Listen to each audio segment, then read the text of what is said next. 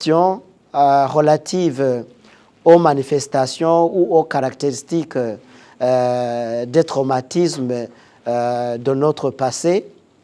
Les traumatismes peuvent se remarquer, par exemple, à travers les expressions, à travers les discours, que ce soit les discours politiques ou autre nature de discours. Par exemple, en écoutant les dirigeants ou même les dirigés, à un certain moment, on peut constater que leurs discours contiennent des messages de haine, des messages de clivage ethnique, des messages de clivage régionaux, etc., etc. Ça, c'est une caractéristique indéniable d'un traumatisme du passé qui n'a pas été efficacement géré. Deuxièmement, c'est pendant une crise politique. Lorsque éclate une crise purement politique qui n'est pas correctement gérée, les gestionnaires du pays ou alors les gestionnaires de cette crise s'en remettent au discours ou au mécanisme identitaire pour essayer de mobiliser les soutiens contre ceux qu'ils nomment leurs ennemis. Alors que la crise ou alors le problème était purement politique, il est détourné et devient un problème identitaire.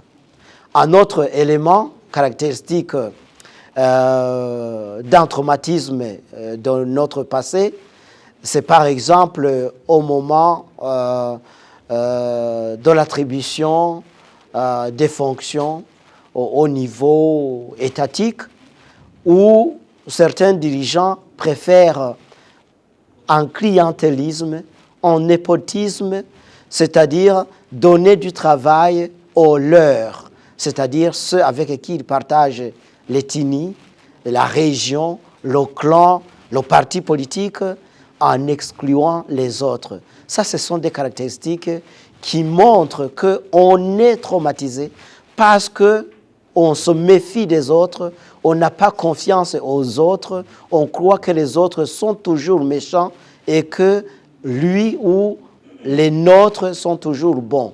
Ça, c'est une caractéristique indéniable du traumatisme du passé. Pour cette période électorale, j'inviterai les gestionnaires du processus électoral, en l'occurrence l'État et ses appareils, l'organe de gestion des élections, je nomme là la CENI et ses démembrements au niveau provincial et communal, ainsi que les leaders des partis politiques, en même temps que leurs adhérents, à faire beaucoup attention pour ne pas tomber dans les pièges de l'ethnisme, du régionalisme ou du clanisme, parce que si les élections, si le processus électoral est basé sur des caractéristiques identitaires, sur des visées identitaires, eh bien, les élections vont être des moments de perpétuation. Les élections vont perpétuer ou reconvertir les traumatismes du passé au lieu de se présenter comme des moments pacifiques d'accès au pouvoir.